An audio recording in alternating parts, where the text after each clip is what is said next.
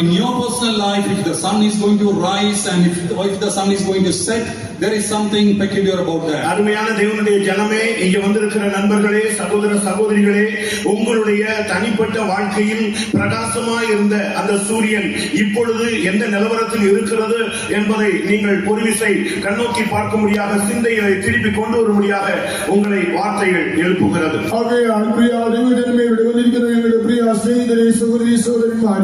നിങ്ങളുടെ ജീവിതത്തിൽ ഒരു നാളിൽ പ്രകാശിച്ചുകൊണ്ടിരുന്നതായ ആ പ്രകാശം, ആ സൂര്യൻ ഇന്ന് എത്രത്തോളം അംഗീകരിക്കുന്നുവെന്ന് നിങ്ങളുടെ തിരിഞ്ഞു നോക്കത്തക്കതായ നിലയിലുള്ളതായ വാക്കുകൾ ഇതാ നിങ്ങളുടെ നേരെ വരുന്നു. Oh dear friends, dear brothers, dear sisters, the sun was shining brightly once in your life, but now if it has set, this is the occasion as to find out why it has happened so. எரேமியா 15:9 என்ற வசனத்தை நாம் பார்க்கும் பொழுது, அவளுடைய சூரியன் அஸ்தமித்தது, அதனால் அவளுடைய வாழ்க்கை எந்த விதத்தில் தள்ளப்பட்டது என்று சொல்லப்பட்டிருக்கிறது. எரேமியா 15:9 அவளுடைய சூரியன் அஸ்தமிச்சதுകൊണ്ട് அவளுடைய ജീവിതം എത്ര ദയനീയമായി എന്ന് അവിടെ പറഞ്ഞിരിക്കുന്നു. In Jeremiah 15:9 we read that the sun had set in her life, and because of that her life became very pathetic. தேவனுடைய ஜனங்களுடைய சூரியன் அஸ்தமிக்கும் பொழுது அவர்கள் வாழ்க்கை வெட்கமாக போய்விட்டது, லட்சியாக போய்விட்டது, வாழ்ந்து களைத்து போனார்கள் என்று வேதம் சொல்லுகிறது. ദൈവജനത്തിന്റെ സൂര്യൻ അസ്തമിച്ചപ്പോൾ അവരുടെ ജീവിതം ലജ്ജയിലും നാണത്തിലുമായി പോയി. അവർ ജീവിച്ച് അവർ ക്ഷീണിച്ചു പോയി. The word of the Lord tells us, when the sun was set in the life of the children of God, their life became very shameful. பிரகாசமான ஒரு வாழ்க்கை வாழ்ந்து கொண்டிருந்த அருமையான சகோதரனே, சகோதரியே, இன்றைக்கு உன் சூரியன் அஸ்தமித்து வியாதி, வேதனை, வறுமை, கஷ்டம், கடன், தரித்திரம், சாபம், இப்படிப்பட்ட பலவிதமான அஸ்தமனமான சூழ்நிலைகளிலே தள்ளப்பட்டு இந்த மாலை வேளையிலே ஆண்டவரை தேடி நீ வந்திருக்கிறாய். പ്രകാശമായ ജീവിതം നയിച്ചിരുന്ന സഹോദരൻ, എന്നാൽ ഇന്ന് അതിന്റെ ജീവിതത്തിൽ സൂര്യൻ അസ്തമിച്ചിട്ട് പലവിധമായ രോഗങ്ങളോ കഷ്ടങ്ങളോ ദാരിദ്ര്യങ്ങളോ പലവിധമായ ഇന്നകളോ പലവിധമായ പ്രതിസന്ധികളെല്ലാം നേരിടാൻ കഴിയാതെ ഇന്നാണ് ഈ കർത്താവിനെ തേടി ഇവിടേക്ക് വന്നിരിക്കുന്നു. Oh dear children of God, the sun was shining brightly in your life. Today the sun has set in your life. Therefore there has been reproaches, there is pain, there is sorrow, there is suffering, and there are so many tragedies. And for that reason today you have come to the presence of the Lord. உங்களுடைய வாழ்வின் சூரியன் அது மங்காமல் பிரகாசமாய் இருந்த பொழுது உங்களுடைய மனதும் மாம்சமும் விரும்பினபடி நடந்தீர்கள், உங்களுடைய இஷ்டப்படி நடந்தீர்கள், உங்களுடைய நண்பர்களோடு, உறவினர்களோடு, உலகத்தோடு, மாம்சத்தோடு இந்த சாபம் நிறைந்த இந்த மண்ணான உலகத்திலே நீங்கள் இணைந்து நீங்கள் இஷ்டத்துக்கு வாழ்ந்தீர்கள். ஆனால் இப்பொழுதோ வியாதியும் பலவீனமும் உங்கள் வாழ்க்கையில வந்து உங்களுடைய பிரகாசம் மங்கி போய் என்ன செய்வதென்று திகைத்து தேவனை தேடி வந்திருக்கிறீர்கள். നിങ്ങളുടെ ജീവിതത്തിലെ സൂര്യൻ പ്രകാശിച്ചുകൊണ്ടിരുന്നപ്പോൾ മങ്ങാതിരുന്ന സമയത്ത് നിങ്ങളുടെ ജനത്തിനും മനോവികാരത്തിനും ഇഷ്ടമായത് ചെയ്തു, നിങ്ങൾ ആഗ്രഹിക്കുന്നതൊക്കെ ചെയ്തു, നിങ്ങൾ ലോകത്തിലെ സ്നേഹിതരോട് നിങ്ങളുടെ ചാറ്റക്കാരോടും ചേർന്ന് നിങ്ങൾക്ക് ബോധിച്ചതുപോലെ ഇല്ലാതെ ജീവിച്ചു. എന്നാൽ ഇന്ന് ആ സൂര്യൻ അസ്തമിച്ചു പോയി. നിങ്ങളുടെ ജീവിതത്തിൽ പലവിധമായ കഷ്ടങ്ങൾ, രോഗങ്ങളൊക്കെ വന്നു ഭവിച്ചു. ഇപ്പോൾ എന്ത് ചെയ്യണമെന്നറിയാതെ വിഷമിച്ച് നിങ്ങൾ ദൈവസന്നിധിയിൽ വന്നിരിക്കുന്നു. When the sun was shining brightly in your life, you did everything that your flesh and your body wished for. You went the way you wanted to go, but now the sun has set. In pain and sorrow you have come today to the presence of God. ஒருவேளை உங்களுக்கு இது புரியாமல் இருக்கலாம். ഒരുപക്ഷേ നിങ്ങൾക്ക് ഇത് മനസ്സിലാക്കുവാൻ കഴിയുന്നില്ലായിരിക്കാം. Maybe you are not able to understand what I am trying to tell you. சூரியன் அஸ்தமித்தால் ஒரு மனிதனுடைய வாழ்வு எவ்வளவு தரம் தாழ்ந்து போகும் என்பதை சில வசனங்களை நான் உங்களுக்கு முன்பாக வைக்க விரும்புகிறேன். സൂര്യൻ അസ്തമിച്ചാൽ ഒരിക്കലും ജീവിതം എത്ര പരിതാപകരമായി തീരുമെന്നുള്ളതിൽ തെളിവായി ചില വചനങ്ങൾ നിങ്ങളുടെ മുൻപിൽ ഞാൻ വയ്ക്കട്ടെ. I want to give you certain verses to make it clear to you what happens to a life when the sun will set in their life. ஆபிரகாமுடைய வாழ்க்கையிலே ஒரு நாள் சூரியன் அஸ்தமித்த ஒரு சூழ்நிலை அவனுக்கு வந்தது. അബ്രഹാമിന്റെ ജീവിതത്തിൽ സൂര്യൻ അസ്തമിച്ചതായ ഒരു സാഹചര്യം അവന് ഉണ്ടായി. Even in the life of Abraham we find that one day the sun was setting in. ஆதியாகமம் 15:12 பார்க்கும் பொழுது சூரியன் அஸ்தமித்த வேளையிலே அவன் பலி செலுத்தும்படியாக இருந்தான்.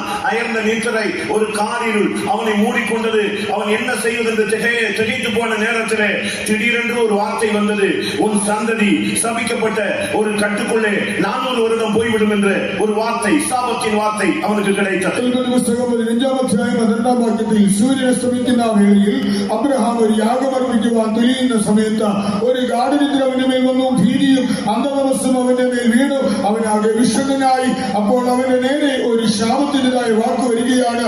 നിന്റെ സ്വന്തമില്ലാത്ത ദേശത്ത് 400 സംവത്സരം അടിമകളായി അവർ ബന്ധനത്തിൽ ജീവിക്കേണ്ടി വരും. ഇങ്ങനെ ശാപത്തിന്റെ വാക്കുകൾ അവനുണ്ടാകും. Genesis 15 chapter 12 to us we read, and when the sun was going down, a deep sleep came upon Abraham, and lo, a great horror of great darkness fell upon him, and it was told to him that your children are going to serve us in bondage for 400 years in a strange land. வாழ்க்கையிலே சூரியன் அஸ்தமித்த நேரத்தில் சம்பவித்த ஒரு காரியம். അബ്രഹാമിന്റെ ജീവിതത്തിലെ സൂര്യൻ അസ്തമിച്ചപ്പോഴാണ് ഇത് ഉണ്ടായത്. This happened in the life of Abraham when the sun had set. யாக்கோபுடைய வாழ்க்கையிலே ஒரு நாள் சூரியன் அஸ்தமித்தது. യാക്കോബിന്റെ ജീവിതത്തിലും ഒരു നാളിൽ സൂര്യൻ അസ്തമിച്ചു. Even in the life of Jacob we find that one day the sun had set. ஆதியாகமம் 28:11 நாம் பார்க்கும் பொழுது 28:11 കാണുന്നത്. Genesis 28:11 when you read. அவனுடைய தாய் அவனுடைய தகப்பன் எல்லாரும் கைவிட்டு அவனை புறக்கணித்து அவனை அனுப்பிவிட்டார்கள். அவனுடைய சகோதரன் அவனை பகைத்தான். நண்பர்களோ உறவினர்களோ யாரும் இல்லாத பாழுமான ஊழையிடுகிற வனாந்தரமான இடத்திலே அவன் அவாந்தர வெளியிலே அவன் தவித்துக் கொண்டிருந்தான். அதுதான் அன்றைக்கு அவனுடைய சூரியன் அஸ்தமித்த நேரம். അപ്പനും അമ്മയും അവനെ കൈവിട്ടു. സഹോദരൻ അവനെ കൊല്ലുവാനൊക്കെ വേണം അവനെ പകച്ചു. അവനെ സ്നേഹിതരോ ചാച്ചക്കാരോ ആരുമേ ഇല്ല. അവൻ അവിടെ ഓടി കേൾക്കുന്നതായ ഒരു നിർജ്ജന പ്രദേശത്ത് മരുഭൂമിയിൽ വന്നെത്തി നിൽക്കുന്നു. ഇതാണ് അവന്റെ ജീവിതത്തിൽ സൂര്യൻ അസ്തമിക്കുന്നതായ സമയം. Genesis 28:11 you read that there was the father and mother of Jacob rejected him, his own brothers rejected him. There was none upon whom he could trust. He came into the wilderness and he was lying there. 2 நாளாகமம் 18 அதிகாரம் 34 வசனத்திலே ஒரு ராஜாவுக்கு திடீரென்று சூரியன் அஸ்தமித்தது. அவன் காயப்பட்டான், அடிபட்டான். கொஞ்ச நேரத்திலே அவன் மரணத்தை நோக்கி போய்விட்டான். വായിക്കുമ്പോൾ രാജാവിന്റെ ജീവിതത്തിൽ സൂര്യൻ അസ്തമിച്ചു.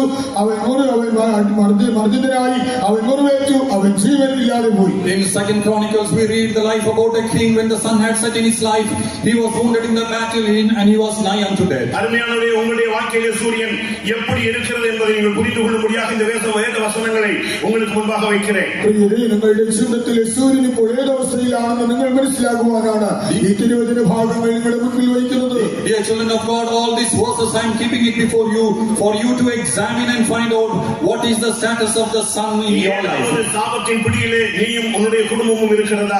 നിന്റെ കുടുംബം ഏതെങ്കിലും ശാപത്തിന്റെ പിടിയിലാണോ? Is there any curse upon you and your family? உங்களுடைய சொந்தங்கள், உங்களுடைய குடும்பங்கள் உங்களை கைவிட்ட நிலை உங்களுக்கு வந்து விட்டதோ? കുടുംബങ്ങൾ ചാർച്ചക്കാർ നിങ്ങളെ ഉപേക്ഷിച്ച അവസ്ഥയിൽ നിങ്ങൾ എത്തിക്കഴിഞ്ഞോ? Your relatives, your family, have they forsaken you? காயங்கள், வேதனைகள், மரணத்தை நோக்கிய பயணத்திலே நீங்கள் நின்று கொண்டிருக்கிறீர்களோ? മുറിവുകളും വേദനകളുമായി മരണത്തിലേക്കുള്ള യാത്രയിലാണോ നിങ്ങൾ? Bruises, wounds and suffering, are you on the way to death?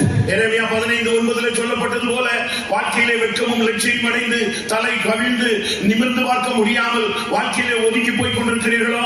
15:9 പറയുന്നത് പോലെ ലജ്ജയും അപമാനവും നാണവും ഇട്ട് മറ്റുള്ളവരുടെ മുൻപിൽ തലനിവർത്തുവാൻ കഴിയാതെ തലകുനിഞ്ഞു നിൽക്കേണ്ടതായ സാഹചര്യത്തിൽ നിങ്ങൾ എത്തിക്കഴിഞ്ഞോ? Jeremiah 15:9, are you ashamed and confounded?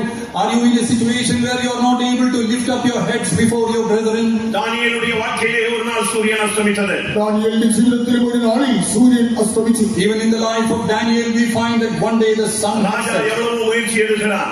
രാജാവ് എത്രയോ പരിശ്രമിച്ചു. The king tried very much. வேற வழியே இல்லை. அவன் சிங்கக்குழியிலே தள்ளப்பட்டு விட்டான். മറ്റൊരു മാർഗവും കണ്ടില്ല. സിംഹത്തിന്റെ കുഴിയിൽ അവൻ തള്ളപ്പെട്ടു. There was no other way. He was put into the den of lions. Amos 8 அதிகாரம் 9-10 வசனங்களை நாம் பார்க்கும் பொழுது ആമോസ് 8-9 വാക്യങ്ങളിൽ വായിച്ച In Amos 8 chapter 9 and 10 when you read, மத்தியானத்திலே அவருடைய சூரியன் அஸ்தமித்தது. അവളുടെ സൂര്യൻ നട്ടുച്ചയ്ക്ക് അസ്തമിച്ചു. in the mid of the day her sun had set. ரட்டு உடுத்திக் கொண்டான்.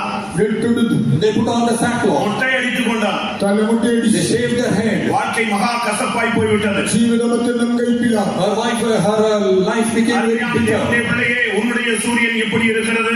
പ്രിയാദൈവമേ, നിന്റെ സൂര്യൻ ഇപ്പോൾ ഏതവസ്ഥയിലാണ്? Oh dear child of God, how is the sun in your life today? ஒரு காலத்தில் பிரகாசமாய் இருந்த வாழ்க்கை இப்பொழுது ஒரு அஸ்தமனத்தை நோக்கி போய் கொண்டிருக்கிறது என்றால் அதற்கு ஒரே வழி, அந்த சூரியன் அஸ்தமித்த பொழுது அந்த பாதிக்கப்பட்ட ஜனங்கள் இயேசுவின் பாதத்தை தேடி வந்தார்கள். ഒരു നാളിൽ പ്രകാശമായിരുന്ന ജീവിതത്തിൽ നിന്ന് പ്രകാശം നഷ്ടപ്പെട്ട് അസ്തമിച്ചു പോയെങ്കിൽ അതിൽ നിന്ന് വിമുക്തമാകുവാനുള്ള ഒരേ മാർഗം എന്താണ്?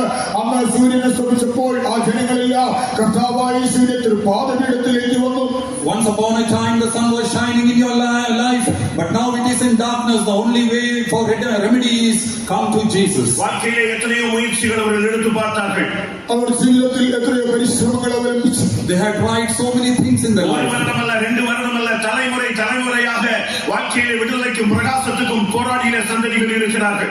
ഒരാണ്ടോ രണ്ടാണ്ടോ അല്ല, ജീവിതത്തിൽ തലമുറയായി എത്രയോ ആണ്ടുകളായിട്ട് ഒരു വിടുതലിന് വേണ്ടി എത്രയോ പരിശ്രമിച്ച കുടുംബങ്ങളുമുണ്ട്. Not for a day or two, for generations together, there are families who strived and strived to get a remedy and a relief from their curses. பலவிதமான சாபங்கள் இருக்கிறது. പലവിധമായ ശാപങ്ങളുണ്ട്. There are different types of பலவிதமான curses, வியாதிகள் இருக்கிறது. പലവിധ വ്യാധികളുണ്ട്. different types of diseases. என்ன வியாதி என்று கண்டுபிடிக்கப்பட முடியாத வியாதிகள் இருக்கிறது. ഏതാണെന്ന് തിരിച്ചറിയുവാൻ കഴിയാത്ത രോഗങ്ങളുണ്ട്. So many diseases which has not been found out yet. என்ன மருந்துமே கண்டுபிடிக்கப்பட முடியாத வியாதிகள் இருக்கிறது. മരുന്ന് കണ്ടുപിടിച്ചിട്ടില്ലാത്ത രോഗങ്ങളുമുണ്ട്. No medication for many medications, the sickness even today. இவைகளுக்கு மத்தியிலே அந்த வாழ்க்கையிலே பாதிக்கப்பட்ட அந்த ஜனங்கள் இயேசுவை தேடினார்கள். ഇവയുടെ നടുവിലും ജീവിതത്തിൽ ദുരിതം അനുഭവിക്കുന്നതായ ജനങ്ങളോ യേശുവിനെ തേടിയാണ് വന്നത്. In the midst of all these tragedies, there is a group of people who come to seek Jesus. இயேசு என்று ஒருவர் இருக்கிறார். യേശു എന്ന ഒരാളുണ്ട്. There is a person by name வானத்திலும் Jesus. பூமியிலும் மனுஷ ஜாதிகளுக்குள்ளே ரட்சிக்கப்படும்படி அவருடைய நாமமே அல்லாமல் வேறே நாமம் கட்டளையிடப்படவில்லை என்பதை கேள்விப்பட்டவுடனே அந்த ஜனம் தங்கள் வாழ்வின் சூரியன் அஸ்தமித்த பொழுது இயேசுவை தேடினார்கள். ആകാശത്തിന് കീഴിൽ ഭൂമിക്ക് മീതെ സൗഖ്യം പ്രാപിക്കുവാൻ യേശുവിന്റെ നാമമില്ലാതെ മറ്റൊരു നാമമില്ല എന്ന് കേട്ടപ്പോൾ ആ ജനങ്ങളെല്ലാം തങ്ങളുടെ വിടുതലും സൗഖ്യത്തിനുമായിട്ട് അവർ യേശുവിനെ തേടി. When they heard that there is no other name other than the name of Jesus upon heaven and earth, they came rushing to Jesus for deliverance. இயேசு என்று ஒருவர் இருக்கிறார். യേശു എന്ന ഒരുവനുണ്ട്. There is a person by name our Jesus. மெய்யான தேவன். അവൻ സത്യദൈവം. He is a true God. மனிதனாக இந்த பூமியிலே வந்திருக்கிறார். മനുഷ്യനായി ഭൂമിയിൽ അവതരിച്ചു. He came into this world as a man. நம்முடைய காலங்களிலே அவர் ஜீவனோடு இருக்கிறார். ഇതാ നമ്മുടെ കാലങ്ങളിൽ അവൻ ജീവിക്കുന്നു. Even in today, our times, he is living today. அவர் தொட்டால் சுகம். അവന് തൊട്ടാൽ ഒരു സൗഖ്യം. If he will touch you, you will be our healed. பார்த்தால் சுகம். അവന് നോക്കിയാൽ പോലും If he സൗഖ്യം. will see you, you will be healed. அவரிடத்திலிருந்து ஒரு வார்த்தை வந்தால் சுகம். തന്റെ വായിൽ നിന്ന് ഒരു വാക്ക് പുറപ്പെട്ടാൽ സൗഖ്യം. If there is a word coming out of him, you will be healed. அவருடைய வஸ்திரத்தை தொட்டால் சுகம்.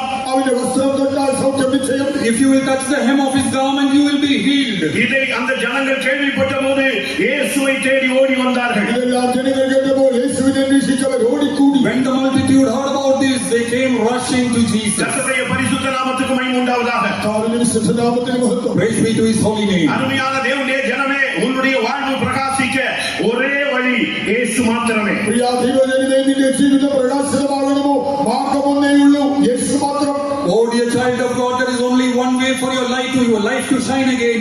The name is Jesus. நீ ஒரு கைவிடப்பட்ட நிலவரத்தில் இருக்கலாம். നീ കൈവിടപ്പെട്ട അവസ്ഥയിലായിരിക്കാം. Today you may be in a forsaken ஒரு state. சாபத்தின் பிடியிலே இருக்கலாம். നീ ശാപത്തിൻ കീഴിലായിരിക്കാം. You may be under the grip of ஒரு a தீராத வியாதியிலே பாதிக்கப்பட்டிருக்கலாம். മാറാവ്യാധികൾ നിന്നെ ബാധിച്ചിരിക്കാം. an incurable disease must have afflicted ஒரு you. தரித்திரத்தின் ஆவி உன்னுடைய குடும்பத்தை பிடித்திருக்கலாம். ദരിദ്രത്തിന്റെ ദുരാത്മാവ് നിന്റെ കുടുംബത്തെ ഗ്രസിച്ചിരിക്കാം. The spirit of poverty must have stricken your life. ஆனால் இன்றைக்கு மங்காத சூரியன், நீதியின் சூரியன் இயேசு இந்த மாலை வேளையிலே உதிக்கக்கூடியவராக இங்கே வந்திருக்கிறார். ശ്രദ്ധിക്കാത്ത സൂര്യനായ നീതി സൂര്യനായ യേശു ഇന്ന് സന്ധ്യാവേളയിൽ ഇതാ ഇവിടെ വന്നിട്ടുണ്ട്. The Son of Righteousness, Jesus Christ, has come into our midst today. நீதியின் சூரியன் இந்த பந்தலிலே பிரகாசிக்கிறார் என்பதை விசுவாசிக்கிறவர்கள் உங்களுடைய வலது கரத்தை உயர்த்துங்கள். നീതി സൂര്യൻ ഈ പന്തലിൽ പ്രകാശിക്കുന്നെന്ന് വിശ്വസിക്കുന്നവരെ നിങ്ങളുടെ വലങ്കരം ഉയർത്തുവീൻ. Those who believe the Son of Righteousness is in our midst, raise up your hands.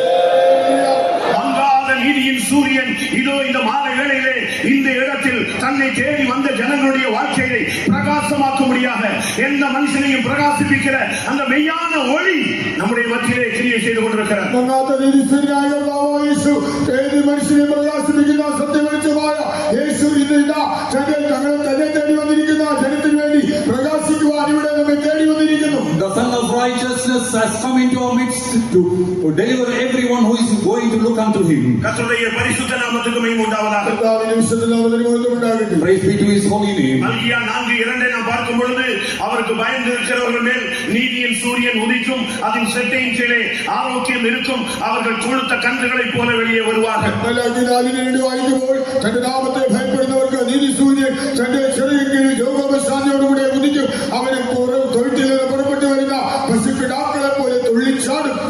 In Malachi 4:2 we read that those who the Son of Righteousness will shine upon them, and they are under the wings, and they are like the calves will come running. இயேசு நீதியின் சூரியன்.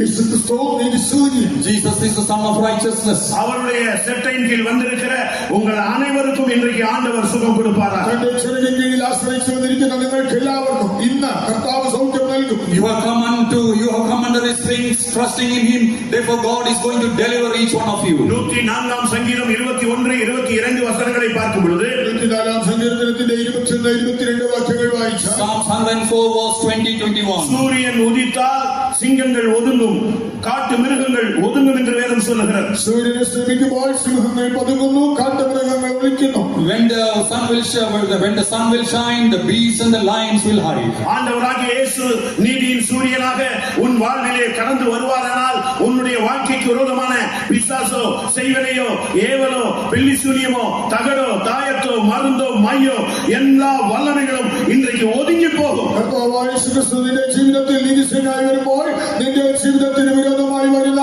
ഏത് പൈശാചിക ശക്തികൾ, ക്ഷുദ്രപ്രയോഗമോ, മന്ത്രവാദമോ, ആഭിചാരമോ, തകിടോ, ഏലസോ, മഷിയോ, ലക്ഷണവിദ്യകളോ എല്ലാം ഒതുങ്ങിപ്പോകും. When Jesus Christ, the Son of Righteousness, will come into your life, every sorcery, every black magic, and every power of the evil, wicked one will flee from your life. இதே போன்ற ஒரு கூட்டம் ஒரு இடத்துல நடந்தது. ഒരിടത്ത് ഇതുപോലെ ഒരു യോഗം നടന്നുകൊണ്ടിരുന്നു. In one particular place, there was a meeting like this. ஒரு தாய் அந்த பொல்லாத வல்லமையால் பாதிக்கப்பட்டிருந்தார்கள். ദുഷ്ടശക്തി ആക്രമിച്ചിരുന്ന ഒരു മാതാവ് ഉണ്ടായിരുന്നു. There was a mother who was afflicted with the evil spirit. Pastor Aruldas அவர்கள் அந்த எத்தனையோ கிலோமீட்டர் தள்ளி அந்த மீட்டிங் நடத்தல, அவர்கள் தலையிலே கை வைத்து ஜெபித்தார்கள்.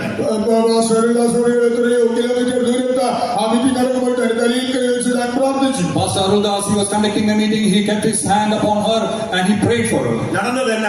എന്താണ് സംഭവിച്ചത്? What happened then? இங்கே கை வைத்த பொழுது அவர்கள் வீட்டு வாசல் படியிலே புதைத்து வைத்திருந்த மந்திரத்தில் வைக்கப்பட்டிருந்த அந்த தேங்காய் அப்படியே வெளியே வந்து விட்டது. താൻ ഇവിടെ തലയിൽ കൈ വെച്ച് പ്രാർത്ഥിച്ച സമയത്ത് തന്റെ വീട്ടിന്റെ വാതിൽ കുഴിച്ചിട്ടിരുന്നതായ ദുർമന്ത്രവാദം ചെയ്തതായ തേങ്ങ അത് പുറത്തേക്ക് പൊങ്ങി വന്നു. When Pastor Aruldas prayed for that mother, there was a coconut which was kept through black magic. It came out of the ground. இன்றைக்கு ஆண்டவர் உன்னை தொடப் போகிறார். ഇന്ന് കർത്താവ് നിന്റെ മേൽ കൈ വെച്ച് Today God is going to touch you. உன்னுடைய வாழ்க்கையில் இருக்கிற எல்லா விழுந்து போன வல்லமைகளுடைய தாக்குதல்கள், மந்திரவாதங்கள், செய்வனைகள் இயேசுவின் நாமத்தில் செயலற்று போகும். വീണുപോയതായ ദുഷ്ടശക്തിയുടെ ആക്രമണങ്ങൾ, ആഭിചാരങ്ങൾ, ക്ഷുദ്രപ്രയോഗങ്ങളെല്ലാം ഇന്ന് നിന്റെ ജീവിതത്തിൽ അത് നിഷ്ക്രിയമാകും. Every black magic and sorcery and power of the wicked one is going to be defeated in your life today. நான் அப்பொழுது அந்த இடத்துல பிரதராக இருந்தேன். ഞാൻ നമ്മുടെ ചെറിയ സഹോദരനായിരുന്നു. I was a small brother in that place. அந்த வல்லமை அந்த வீட்டை விட்டு வெளியே அந்த வீட்டு வாசல்ல இருந்து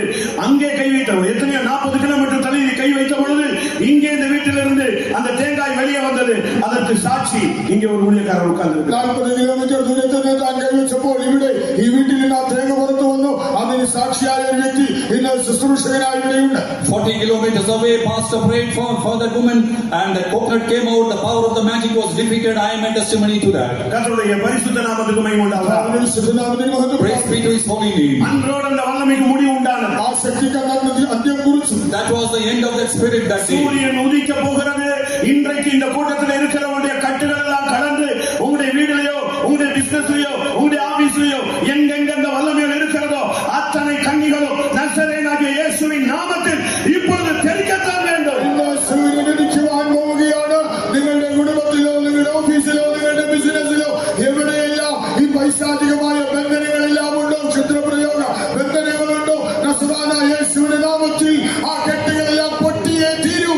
Today in the name of Jesus, the Son of Righteousness is going to rise in between us and every power of darkness in your home, offices and everywhere that is going to be defeated. சூரியன் உதிக்கிறது ஒரு அருமையான ஒரு அனுபவம். സൂര്യൻ ഉദിക്കുന്നത് മനോഹരമായ അനുഭവം. The sun rising is a wonderful experience. இருள் சூழ்ந்த வாழ்க்கையிலே கடந்து வந்திருக்கிற அருமையான சகோதரனே, சகோதரியே, இதுவரை அப்படி ஒரு பிரகாசத்தை நீ பார்த்திருக்க முடியாது. ஏனென்றால் ஆண்டவராகிய இயேசு உன் வாழ்வை பிரகாசிக்கும்படியாக ജീവിതത്തിൽ വലഞ്ഞ ഇവിടെ വന്നിരിക്കുന്ന സഹോദര സഹോദരി, ഇതുപോലെ മനോഹരമായ പ്രകാശം നീ ഇതുവരെ കണ്ടു കാണുകയില്ല. എന്തുകൊണ്ടെന്നാൽ യേശുവിന്റെ ജീവിതത്തിൽ പ്രകാശമായി ഉദിക്കുവാൻ പോകുന്നു. Dear brother and sister, your life is engulfed with darkness.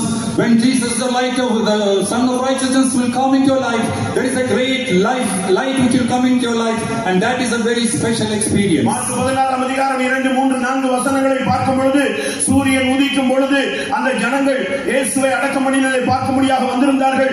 கல்லை யார் புரட்டுவார் என்று கேட்ட பொழுது சூரியன் உதித்த பொழுது அந்த கல்லை ஒரு தூதனை அனுப்பி கர்த்தர் புரட்டி வைத்திருந்தார். മർക്കോസ് 16 അധ്യായം 3-4 വാക്യങ്ങളിൽ യേശുവിന്റെ കല്ലറയ്ക്കൽ വന്ന് ആര് കല്ല് ഉരുട്ടി മാറ്റുമെന്ന് അവർ വിഷണ്ണരായിരിക്കുമ്പോൾ സൂര്യൻ ഉദിച്ചപ്പോൾ ഒരു ദൂതൻ വന്ന് ആ കല്ല് ഉരുട്ടി മാറ്റിക്കളഞ്ഞിരുന്നു. When the sun was set, many people came to the sepulchre of Jesus, wondering who will roll away this stone.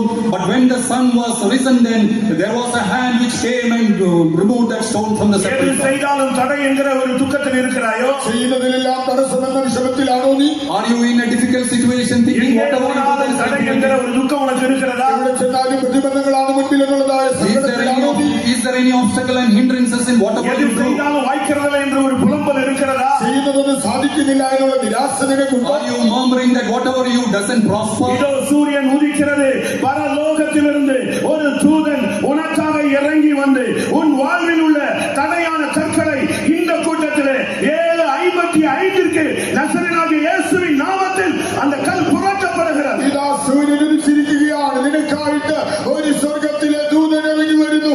ഈ 7:55 ഇതാ തടസ്സമായ കല്ലുകൾ നസറായ യേശുവിന്റെ നാമത്തിൽ ഉരുട്ടി മാറ്റപ്പെട്ട് കഴിഞ്ഞിരിക്കുന്നു. 7:55 is the time now. There is a hand coming in down and removing, rolling away the stone which is from your life. எத்தனை பேர் விசுவாசிக்கிறீர்கள்? വിശ്വസിക്കുന്നവർ എത്ര പേരും? How many of you believe that? எத்தனை 1000 கிலோமீட்டருக்கு தள்ளி இருந்தாலும் இயேசுவின் நாமத்தில் அந்த கல்லை ஒரு தூதனை அனுப்பி கர்த்தர்